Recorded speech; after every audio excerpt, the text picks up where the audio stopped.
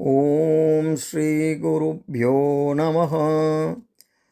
இன்றைய பதிவிலே நாம் பார்க்க இருப்பது மகான்களின் வாழ்க்கையில் நடந்த ஒரு சுவையான சம்பவத்தைத்தான் இன்று நாம் பார்க்க இருக்கிறோம். பாருங்கள். ஒரு முறை மகா பெரியவர் காஞ்சி காமாட்சி அம்மன் கோவில் குளத்தில் குளிப்பதற்காகச் சென்றார். அப்போது அங்கே கடவுள் மறுப்பாளர்கள் எதிர்மறை வாசகங்களை தாங்கிய பதாகைகளை பிடித்து கொண்டு நின்றார்கள். பெரியவருடன் வந்தவர்கள் அந்த வாசகங்களை கண்டால் பெரியவர் மனம் புண்படுமே என்று பதைபதைத்து போனார்கள். அவை பெரியவர் கண்களில் பட்டுவிடாத வண்ணம் மறைத்து கொண்டார்கள். ஆனால் பெரியவர் கண்ணுக்கு தப்பாமல் ஒரு விஷயம் நடந்துவிட முடியுமா என்ன?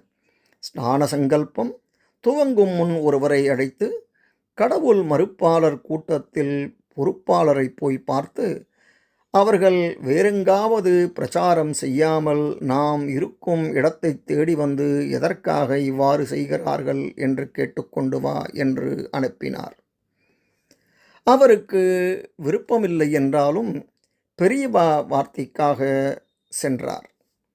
கடவுள் மறுப்பாளர் என்ன சொன்னார் தெரியுமா? பெரியவர் மேலே நிறைய எனக்கு மரியாதை உண்டுங்க. ஆனால் இந்த பேனரை எல்லாம் மற்ற இடத்தில் பிடிச்சு என்ன பிரயோஜனம்?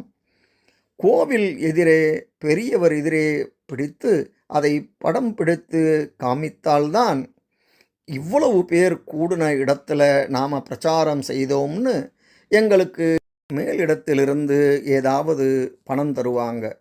மேற்கொண்டு பிழைப்பை பார்க்கணுமே. இருந்தாலும் பெரியவர் மனம் வருத்தப்படும்னா நாங்கள் வேற இடத்துக்கு போகிறோம் என்றார் அவர். அவர் அப்படியே போய் பெரியவரிடம் சொன்னார்.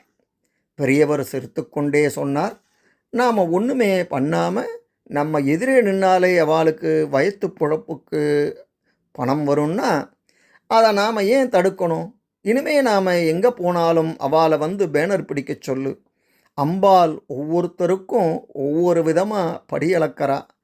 அவளுக்கு குடும்பம் இருக்கே என்றார் பெரியவர். பெரியவர் எப்பொழுதும் பெரியவாதான். அடுத்த பதிவிலே பெரியோர்கள் வாழ்வில் நடந்த ஒரு சுவையான சம்பவத்துடன் உங்களை சந்திக்கிறேன். நன்றி, வணக்கம்.